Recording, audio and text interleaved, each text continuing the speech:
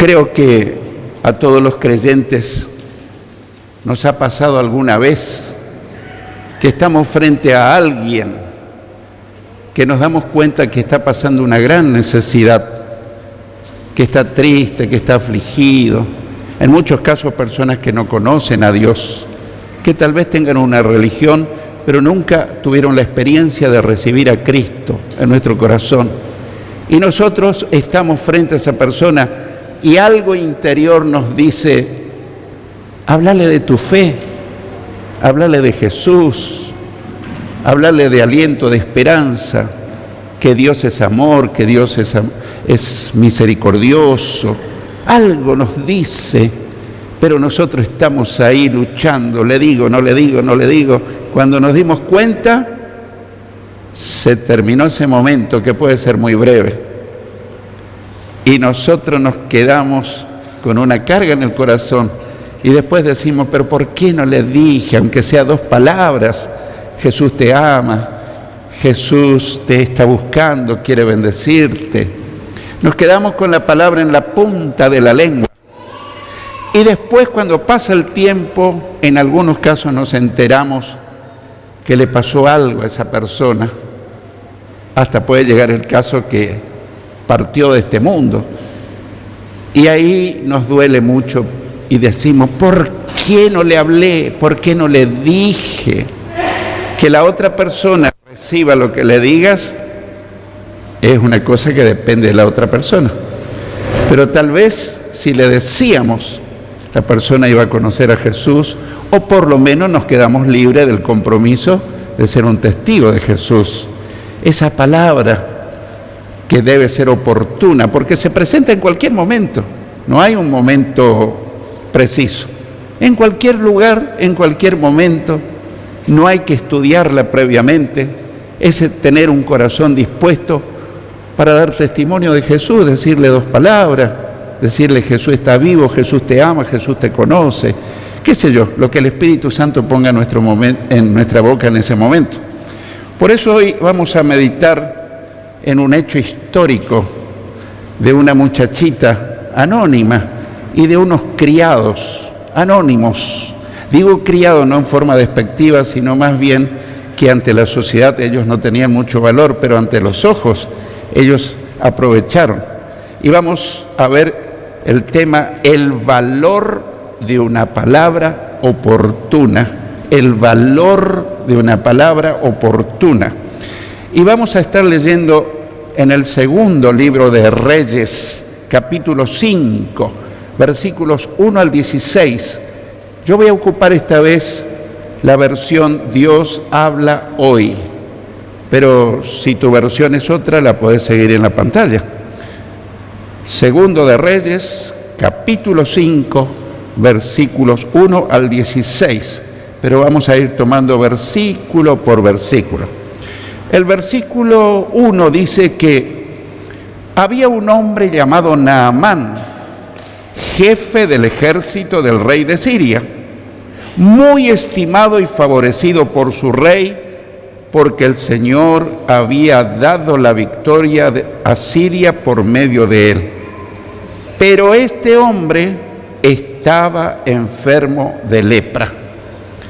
Este texto tiene los contrastes más grandes que yo puedo descubrir en un versículo de la palabra de Dios. En primer lugar, nos dice que Naamán era un hombre muy importante. Dice que era el jefe, y otras versiones dicen que era el general del ejército del rey de Siria. Con esto no quiero decir que él haya valido más que otros, pero ante la sociedad de sus días era una persona muy importante por un cargo muy importante que tenía. En segundo lugar, Naamán era muy estimado y favorecido por su rey. Había motivos, su conducta, lo que él había hecho, era de mucho valor. En tercer lugar, el Señor había dado la victoria a Siria por medio de Naamán.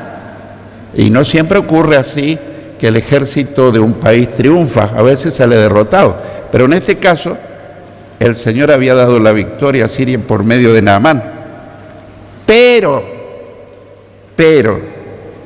ese pero que siempre aparece en medio de todas las cosas lindas Ocurre en tu vida, ocurre en mi vida. A lo mejor tenemos esto, lo otro, pero hay un algo en nuestra vida que tal vez nos causa problemas. Puede ser una situación, puede ser una enfermedad, puede ser cualquier cosa, pero. Y en este caso, Naamán tenía un pero. El mismo versículo dice, pero este hombre estaba enfermo de lepra. Y en aquellos días la lepra era una enfermedad incurable, era feo, era terrible. Tenían que salir los leprosos fuera de las ciudades tenían una muralla, y ellos tenían que separarse de su familia, de la sociedad, tenían que cubrirse el rostro y andar gritando, inmundo, inmundo, para que la gente no se le acerque. Parece ser que en el caso de Naamán no ocurría eso, por lo que vamos a ver después, pero había muchas cosas en su favor, virtudes, cosas valiosas, pero este hombre era leproso. Tal vez en tu vida hay muchas cosas lindas, virtudes, admirables, y en este momento en tu interior decís, pero yo tengo este problema, pero yo tengo esta situación, pero yo quiero decirte, hay esperanza para tu pero. A veces uno llega a la casa de Dios sin esperanza, sin ánimo, porque dice, y el diablo es astuto y nos hace mirar el pero, y todas las otras cosas lindas es como que no existen. Yo te animo a seguir esta historia. En el versículo 2 dice que en una de las correrías de los sirios contra los israelitas, una muchachita fue hecha cautiva y se quedó al servicio de la mujer de Naamán, una chica joven aparentemente. Llama la atención esta muchachita que fue llevada prisionera a Siria en una invasión del ejército enemigo. Es una de las protagonistas más importantes de esta historia. Aunque aparentemente Naamán es el principal personaje, pero sin embargo, yo cuando hace un tiempo empecé a estudiar este pasaje me di cuenta que esta muchachita es una de las protagonistas más importantes de la historia. Primero, me llama la atención que no dice su nombre, no menciona su nombre, no dice su edad, no habla de su familia, no da ninguna información. En segundo lugar, solo dice que fue hecha cautiva y se quedó al servicio de la mujer de Naamán. Tratemos de tener empatía con esta muchachita. Hagamos de cuenta que nosotros somos llevados cautivos a otro país extraño, como prisioneros, lejos de nuestros familiares, lejos de nuestras costumbres, y todavía estaba como si fuese una esclava en la casa de Naamán con su esposa, era la sirvienta de la esposa de Naamán. En tercer lugar, como dijimos, era completamente anónima, con muchas aparentes desventajas. Reitero, con muchas aparentes desventajas, porque algunos de nosotros tenemos baja autoestima, porque de niños nos dijeron que no valemos mucho, nos compararon con otros, y nos empezamos a sentir sin valor, y a lo mejor llegamos a la edad adulta y decimos, yo no valgo nada, yo no puedo nada. Y tenemos eso, que es un engaño, porque Dios nos creó a todos en una forma perfecta, somos el diseño de Dios, pero el diablo se encargó de que vos y yo creamos que somos inútiles. Que no podamos hacer todas las cosas es verdad, pero nosotros tenemos un alto valor a los ojos de Dios. Así que esta chica era anónima, con muchas aparentes desventajas. En cuarto lugar, tal vez algunos de nosotros nos identifiquemos con la historia de esta muchachita. Tal vez alguno dice, yo me parezco a ella, yo me siento menos, pero ella no se sentía menos, sino que hizo valer algo que ella tenía dentro de sí, y que era su fe en el único Dios verdadero. Ese es el mayor tesoro que tenemos los seguidores de Cristo. Eso vale más que el oro y la plata, y vale más que todo, porque la gente se muere sin esperanza, sin fe. Pero nosotros tenemos una fe gloriosa en el Señor Jesucristo. En el versículo 3 dice que esta muchachita dijo a su ama: si mi amo fuera a ver al profeta que está en Samaria, quedaría curado de su lepra. ¡Qué tremendo! ¡Qué convicción! ¡Qué seguridad! Esta muchachita anónima, cautiva y sirviente de la mujer de Naamán, tenía virtudes de altísimo valor. Como dije, es una de las personas sobresalientes en el relato. Conocía y creía en el único Dios verdadero. ¿Por qué reitero tanto? Porque muchos pueblos de esa época eran politeístas. Politeísta quiere decir que creían en muchos dioses.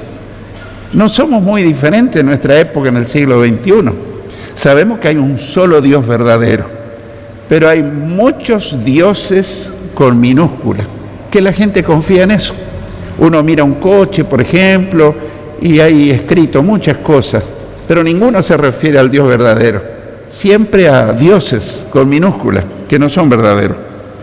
Tenía esta muchachita el valor de hablar de Dios en el momento oportuno y a quien necesitaba del Señor. Ella vio que su patrón, su jefe, Naamán, estaba enfermo de lepra. Y ella bien podía haber seguido su vida protestando, renegando. Pero ¿cómo Dios permitió que me traigan cautiva a un país extraño? ¿Cómo Dios, que yo creí siempre en ti, cómo permitiste eso? Podía tomar ese camino. Pero ella no tomó ese camino. Ella aprovechó el momento oportuno para dar testimonio del Dios en el cual ella creía. Tenía fe en que Dios iba a hacer un milagro en su amo Naamán. Ella confiaba, ella tenía confianza en un Dios de milagro. Para testificar del Señor no necesitamos una gran preparación académica. Yo no estoy sugiriendo que no estudiemos, porque es bueno estudiar en un seminario, hacer discipulado, estudiar la Biblia, estudiar libros que me ayudan, me capacitan. Pero esta muchachita no dijo, bueno, yo no puedo hablar de Dios porque yo no estoy graduada, no soy ni bachiller, ni licenciada, no, ella ni tuvo en cuenta. Ella tuvo esa buena disposición de hablar. Y también vemos que no le importó su posición social, sino que tenía una firme convicción de hablar de Dios y tuvo la gran decisión de hablar de su fe. La pregunta es, ¿y nosotros hacemos como hizo esta muchachita o muchas veces nos quedamos cortos? Y después decimos, pero ¿por qué no le dije si esa persona yo he visto que necesitaba una palabra de esperanza, una palabra de fe, una palabra de ese Dios en el cual nosotros decimos que creemos? Y si creemos, hablamos, porque de la abundancia del corazón habla la boca. Si hay fe dentro nuestro, tendríamos que hablar de Jesús.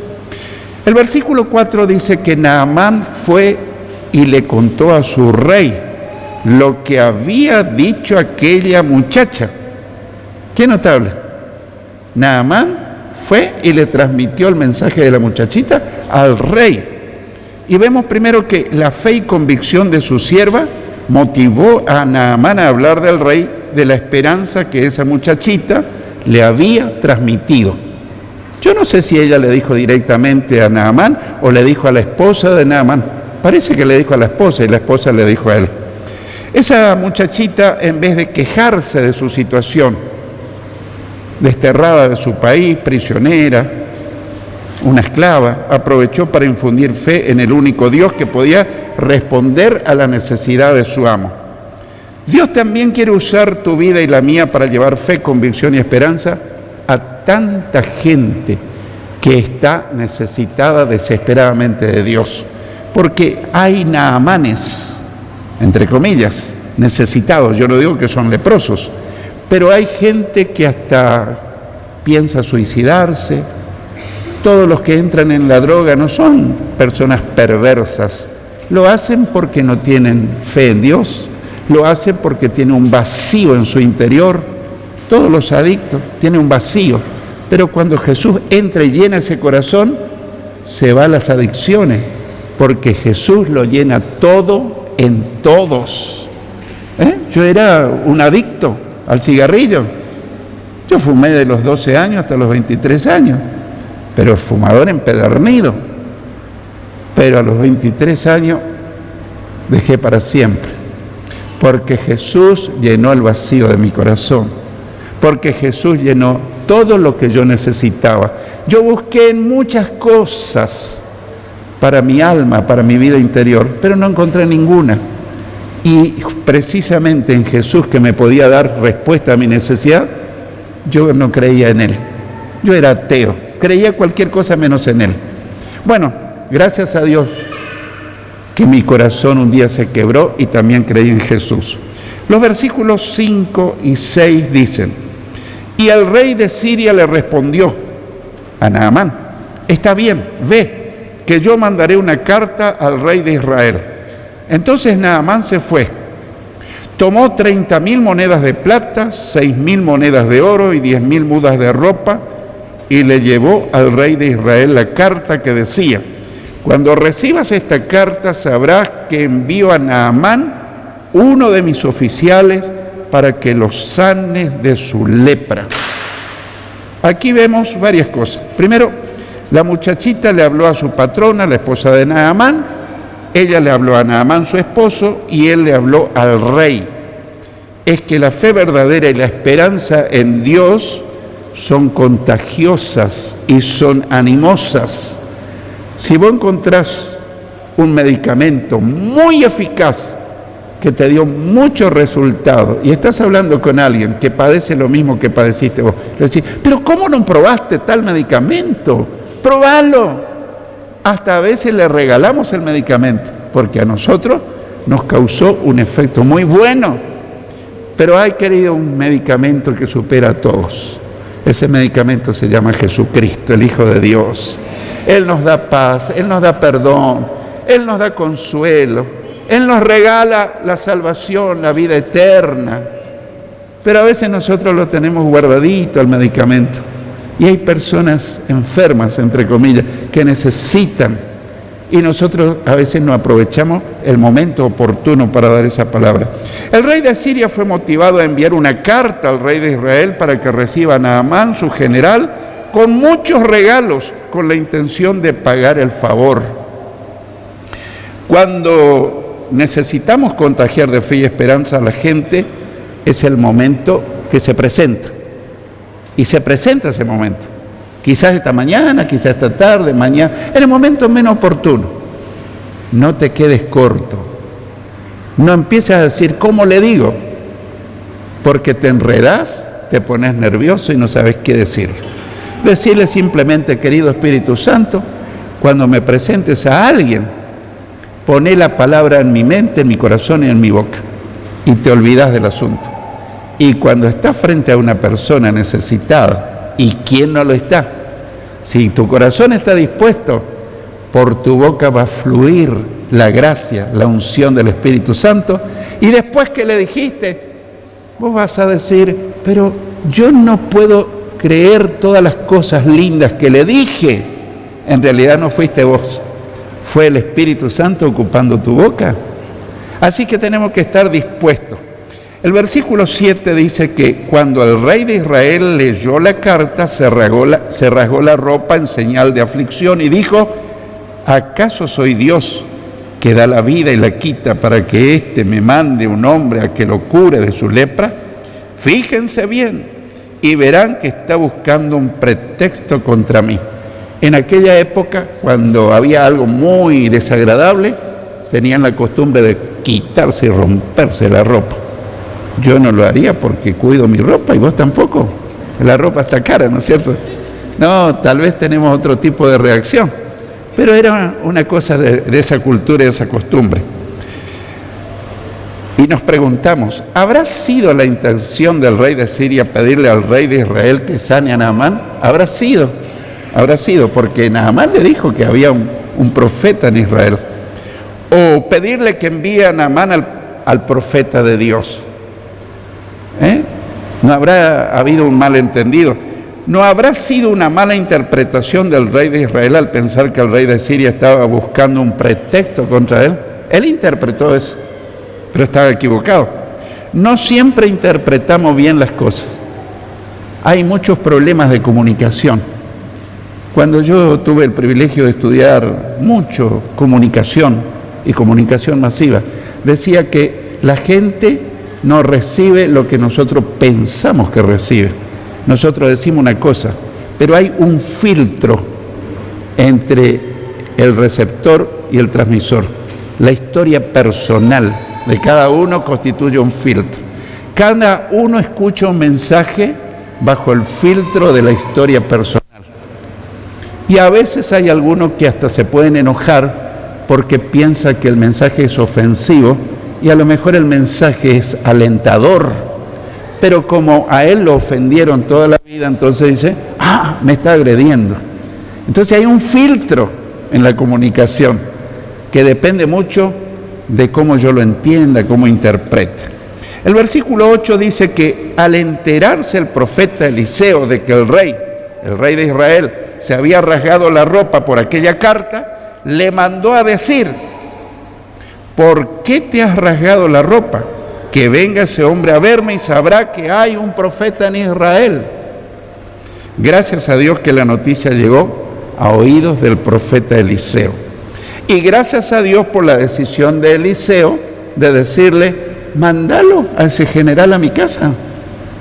Acá en Israel hay un Dios todopoderoso y acá hay un siervo que va a cumplir la tarea. ¿Cuánto necesitamos invitar a la gente a venir al Señor? Invitarla a acercarse a Jesús. Y si vemos chicos que andan, qué oportuno, son tus niños, son tus nietos, sí. ¿Sabes que en mi iglesia hay una escuela bíblica donde se le va a enseñar de Jesús? Hay muchísimos chicos. Esto no cabría el templo y las aulas si todos motivamos a traer chicos a la escuela bíblica. ¿Cuántos jóvenes andan deambulando por las calles? ¿Y qué tal si le decimos, ¿sabía que hay un culto de jóvenes donde vas a recibir una buena enseñanza? ¿Cuántas damas andan tristes, amargadas? Y qué oportuno sería decirle, ¿qué te parece si vas al ministerio femenil? Ahí se van a hablar cosas de mujeres. O si vemos también otros ministerios, todos los que hay, invitarlo a un culto. La finalidad no es que la gente venga y cambie de religión, sino que tengan un encuentro personal con aquel que dijo, yo he venido para que tengan vida y para que la tengan en abundancia. Pero Dios quiere ocupar tu vida, quiere ocupar la mía. Tenemos que aprovechar el valor de las palabras oportunas en el momento oportuno. Los versículos 9 y 10 dicen que Naamán fue con su carro y sus caballos y se detuvo a la puerta de la casa de Eliseo. Pero Eliseo envió un mensajero a que le dijera, ve y lávate 7 veces en el río Jordán y tu cuerpo quedará limpio de la lepra. La receta era en realidad muy sencilla, muy fácil. Sumergirse en el río Jordán 7 veces. La pregunta es, ¿qué lo iba a sanar? ¿El agua del río Jordán? No, era Dios el que lo iba a sanar. Pero Dios había puesto eso en la convicción del profeta que le diga que haga eso. Vemos que no fue necesaria la presencia de Eliseo. Su ayudante fue y le dijo lo que Dios decía a través del profeta. Así que Eliseo no se fue a verlo a Naamán. No sé por qué, la Biblia no lo dice. Hay personas que subestiman la visita de un buen hermano de la iglesia. A mí me pasó, siempre estoy averiguando, ¿y cómo está fulano? Y averiguo a los visitadores. Sí, le visitamos 5 veces, oramos, le llevamos la palabra, cantamos. Bueno, hay veces que no me alcanza el tiempo para visitarle a todos, pero yo me quedo reconfortado porque fueron los hermanos de la iglesia a visitarle, a orar. Incluso ocurrieron milagros en algunos casos. Y después cuando me encuentro con la persona dice, pastor, usted no me visitó cuando yo estaba pasando, pero yo sabía que vinieron, ¿cuántos hermanos? 5, 6, 7 hermanos. Sí, pero no era el pastor. Estamos en una cultura donde subestimamos a algunas personas y sobrevaloramos a otras. Y el pastor no es ningún mano santa. El que hace milagros, el que hace todas las cosas es el Señor. Y acá en esta historia bíblica pasa lo mismo, porque después Naamán se enoja porque Eliseo no salió. Los versículos 11 y 12 dicen: Naamán se enfureció y se fue diciendo: yo pensé que iba a salir a recibirme y que de pie iba a invocar el nombre, iba a invocar al Señor su Dios, y que luego lo iba a mover su mano sobre la parte enferma y así me quitaría la lepra. ¿No son los ríos de Damasco, el Habaná y el Farfar mejores que todos los ríos de Israel? ¿No podría yo haber ido a lavarme en ellos y quedar limpio? Y muy enojado se fue de allí. Qué prejuicioso era este hombre y qué orgulloso. Él decía: no, me mandó un sirviente, que ¿por qué no vino él? ¿Y por qué no levantó la mano, hizo así? Él quería que Dios actúe como él quería, pero Dios actúa de una forma diferente. Dios actuó al fin de cuentas, pero era muy prejuicioso. Naamán se enfureció porque el profeta no hizo como él pensaba que debía hacer. Eso demuestra sus prejuicios y salió a relucir su orgullo y su terquedad. Su razonamiento le hizo hacer comparaciones y pensaba que el agua lo sanaría y no Dios, porque dijo: en mi tierra hay mejores ríos que en el río de Israel. Estaba pensando que el agua del río lo iba a sanar. El versículo 13 dice: pero sus criados se acercaron a él y le dijeron: Señor, si el profeta le hubiera mandado hacer algo difícil, ¿no lo habría hecho usted? Pues con mayor razón si solo le ha dicho que se lave usted y quedará limpio. ¿Nos damos cuenta de lo que pasó? Los criados. Él estaba terco, malo, enojado. Y sus criados. Aquí vemos algo asombroso y maravilloso. Los criados de Naamán se acercaron a él y le hicieron reflexionar. Aunque los criados eran insignificantes a la sociedad, eran como los sirvientes, los esclavos, cumplieron un papel importantísimo de hacerle reflexionar al general Naamán. ¿Qué hubiera sucedido si los criados no le hubieran hablado a Naamán? ¿Te preguntaste? ¿Qué hubiera sucedido? Hubiese vuelto enojado a su tierra, leproso, enojado, peor de cuando vino. ¿Cuánto necesitamos que Dios use nuestra vida para llevar un mensaje alentador? Leemos el versículo 14 que dice: Naamán fue y se sumergió 7 veces en el Jordán, según se lo había ordenado el profeta, y su carne se volvió como la de un jovencito y quedó limpio. Se curó. Gracias que Naamán reflexionó y no quedó ahí terco, enojado. Cuando Naamán obedeció la orden del profeta, recibió inmediata sanidad. El poder del Señor no ha menguado, sigue vigente hasta nuestros días, porque el Señor es el mismo ayer, hoy y por los siglos.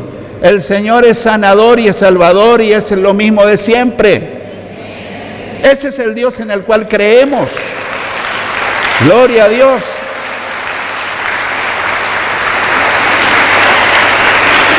A veces nosotros lo empequeñecemos a Dios por nuestra falta de fe.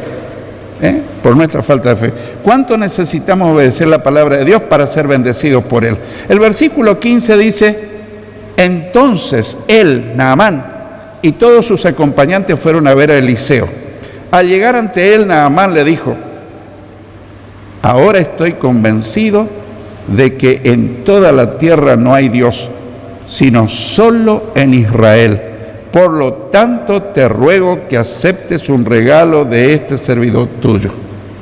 No solo que se sanó, que descubrió que en Israel estaba el Dios verdadero. Aquí vemos varias cosas. Naamán no solo recibió sanidad, sino que conoció al único Dios verdadero.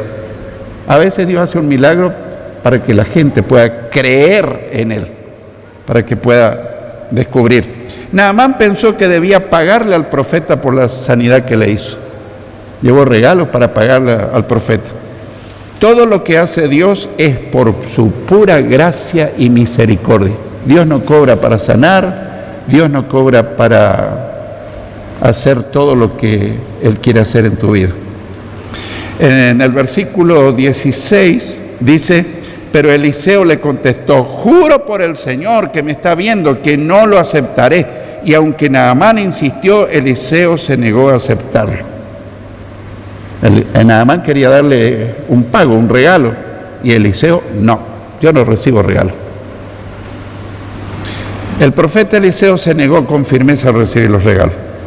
Qué diferentes son algunos en nuestros días, que dice: primero tenés que hacer un pacto y poner tanto dinero, y después yo voy a orar para que Dios te sane, para que Dios te ayude en la familia.